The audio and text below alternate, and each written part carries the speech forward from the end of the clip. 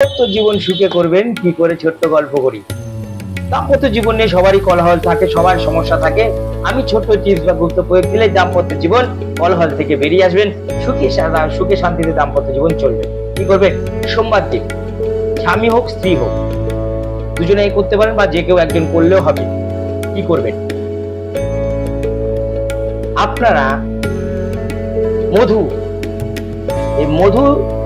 শিব ঠাকুরের মাথার উপর থেকে যখন ঢালবেন, ঢালার সময় নমঃ শিবায় 11 বার বলবেন এবং ওই মধুর মধ্যে 3খানা বেলপাতা 3 দিকে লাগিয়ে দেবেন। দেওয়ার পরে 3টে বেলপাতার মধ্যে 3টে আঙুল রাখবেন, রেখে আপনাদের যে দাম্পত্য জীবনের সমস্যা সেটা বলতে শুরু করবেন। সোমবার 7টা সোমবার করবেন, দাম্পত্য জীবন সুখে শান্তিতে হবে। এবং শেষ সোমবার দিন আপনারা ডালিমের রস দিয়ে বা ডালিমের জল দিয়ে শিব ঠাকুরকে স্নান করাবেন। দেখবেন 51 দিনের মধ্যে সুখ শান্তি ফিরে এসেছে।